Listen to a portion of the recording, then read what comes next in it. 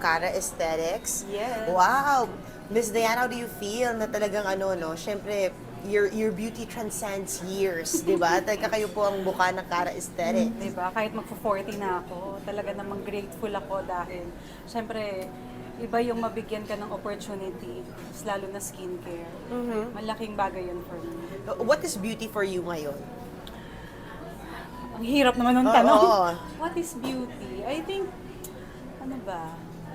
Beauty. Kaka-TikTok ko to, hindi ko nasagot yung mga beauty queen. Siguro yung yung pagiging confident natin. Kasi hindi na siya basta-basta nga physical eh. Hindi naman sa dahil feeling maganda na ako, di ba? Kasi feeling ko kapag confident ka, mas lumalabas yung totoong beauty mo. Ako yun talaga. Kasi may mga times na minsan, talagang hindi ako confident. Talagang pangit yung aura mo. Oo. Ayun talaga yung personal experience ko about it. Naniniwala ka ba sa mga non-invasive, sa mga invasive procedures kagaya ng, dahil usong-uso sa generation natin ngayon, kahit yung mga bata, they undergo the knife, nagpapa-enhance sila. Anong hot take mo doon? Ako okay lang. Naniniwala naman ako dyan sa mga ganyang bagay. Basta sana, wag lang silang susobra. As in talagang sana ma-enhance lang. Hindi yung pagkatapos, go to another one. And then wala na silang contentment. Sana kapag natapos na yung isa, makontento na lang doon. Siyempre, natutuwa kami sa sobrang ganda at napaka-natural ng ng thank beauty you. mo ever since. And talagang, saan ka, ano yung parang, sino yung naging beauty icon mo, personal, na talagang tinitingala mo na that made you glow that way as well? Actually, wala nga masyado eh. Kasi hindi talaga ako familiar sa self-care before. As in, wala akong pakialam. Si Tito Jojo lagi siyang, bilhin mo to, meron akong regalo sa'yo, ganito, sa eyes yan. Use this for your, eye bags, eye cream, moisturize. Hindi ko ginagamit. Grabe! Hindi ko talaga ginagamit kasi feeling ko at that time, hindi ko sa talaga siya kakailanganin.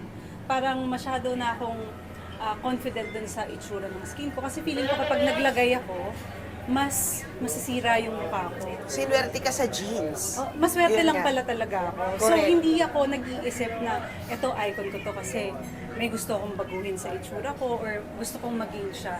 Kumbaga masaya talaga ako sa yung itsura ko. Oh, I love it. And also, eto na, pag when you talk about, alam naman natin na napaka-hot ng mga partnerships, endorsements, at mga celebrity ngayon, gaano ka kamasinop sa mga tie-up mo?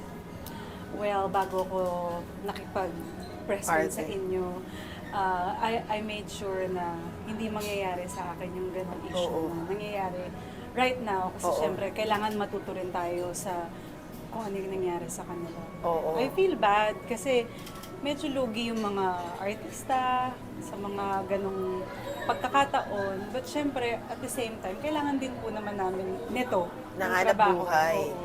Correct, Ng endorsement. So sana hindi din kami malagay sa ganong sitwasyon. Kapag kinukuha kayo, sana iniisip din ng mga kukuha sa inyo. Yes, at saka syempre kailangan din talaga nating maging aware sa magiging kontrata natin. Ayun na nga. Oo. So ano to, napaloka ba dito? May lawyer ka ba? Siyempre. Yes, Oo. Kailangan na kailangan. Kailangan i-check both sides naman. Aha. And sinasabi nga nila sa mga napaka huwara ninyo kasi kumbaga there was a time in the lockdown you gave up your career to go abroad. 'Di ba? Sinabi niyo parang akala mo no looking back, hindi mo alam kung Yes. babalik ka. And honestly, syempre dun sa mga kakontemporary mo na iba rin na ginawa yun, parang ikaw yung standing strong na talagang nandito pa rin sa Pilipinas, I know. nakabalik. How do you feel Kahit about pa that? paano, nagpapasalamat ako. Sobrang grateful. Kasi actually, hindi ko naman po pinaplano yung magiging buhay ko dito or sa Australia. Kumbaga, kung ano lang yung nangyayari, go with the flow and then pinag-aaralan ko kung tama ba yung magiging decision ko. And right now, I'm so blessed. Kasi yung mga decision making namin mag-asawa, puro magaganda yung mga resulta. And How do you balance it with Andy pala? Kasi I di ba, have to, you're back with a vengeance, yes. di ba?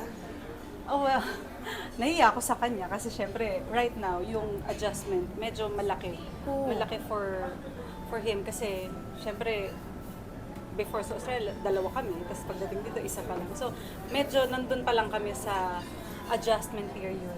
So, pag nakalipat na siguro kami ng bahay ulit, medyo magbabago na yun. And mas masasabi kong magiging settled na kami. Oh, wow. Dito, kasi naka one-way ticket ka pala. Opo. Anong feeling? One-way no? ticket kasi ano naman ako, Filipino naman ako, Oo, di ba? correct, Filipino naman kami actually lahat.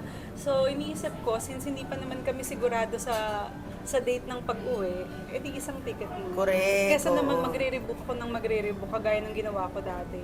At dahil week 6 ka na sa Batang Riles pala, ang bilis, ano? Ang bilis, ang galing ng team namin. Grabe, nahabol.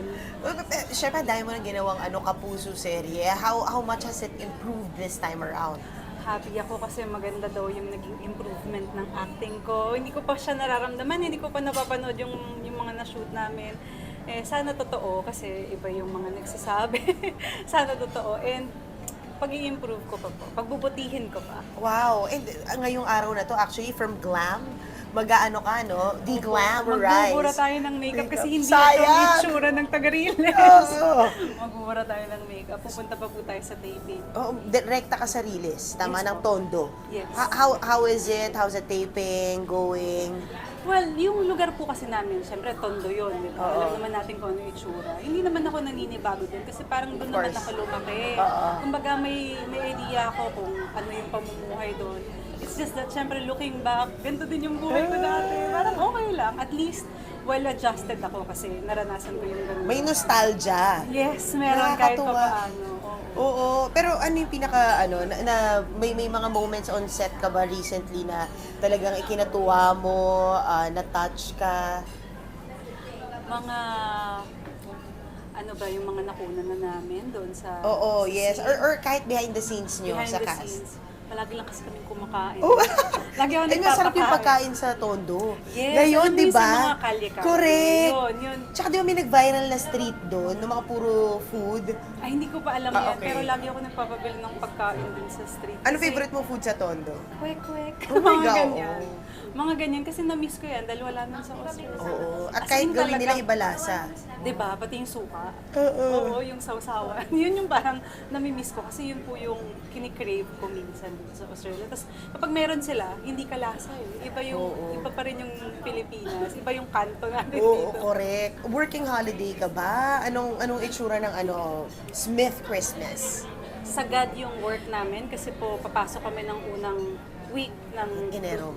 2025. So, ini-enjoy ko na lang at ito na lang po kasi ito na yung first Christmas namin ulit after 3 years dito sa Pilipinas. Oo! Ay, ang laking bagay nun. Oo, excited ako sa mga bata kasi pag nag-Christmas kami doon sa Australia, sobrang init. Tapos syempre hindi kagaya dito na talagang all out. Doon kasi kung sino lang yung mga Pilipinong Correct, nakakaintindi ng correct. Pasko-Pasko, di ba? Iba, Oo. pwede ka mamasko everywhere. Doon kasi So back wala. with a vengeance palang handaan. Yung Anong mga handa ninong at natin? ninang ng mga Oo. anak ko, pupuntahan namin kayo, 3 taon, Oo, utang. 3 taon times 3 pala, no? Opo. Oh my gosh. Pero anong handa nyo? Handa namin, nag-usap kaming magkakapatid, yung mga kapatid ko na magbibring kami ng tagi-tagisang putahe. And then yung mami ko, gagawa siya ng fruit salad na usual handa namin before. I love it. Ay, yung fruit salad Oo, na diba? Pag tayo, Meron, jelly. may staple. Oo, Oo. fruit salad. Yan yung mga handa namin nung bata pa ako. I love it. And New Year's resolution mo na lang? Ako, ayoko na talagang magsabi para sa sarili ko. Kasi ang hirap, hindi naman Correct. natutupad. Oo. Lagi na lang, sige, papapayat na talaga ako. Hindi, bakit? Ang sexy mo naman, no? Siyempre may gusto pa akong Ma-achieve. ma-achieve, di ba? Hindi As a palaging... sangre? Oo, Charot. As a sangre? Oo, di ba? As a bisala. Avisala. Oo, hindi pwedeng mag-stop tayo dun. Actually, mas nahihirapan ako to maintain. To maintain. Nandun ka, tapos biglang mapapagod ka, and then you go back again. So sana, kung may New Year's resolution ako, is magkaroon ako ng disiplina siguro sa mga decision making. Sa pagpapatupad ng goal ko. Ayan. I love it. Ayan, ganun na lang. Alright.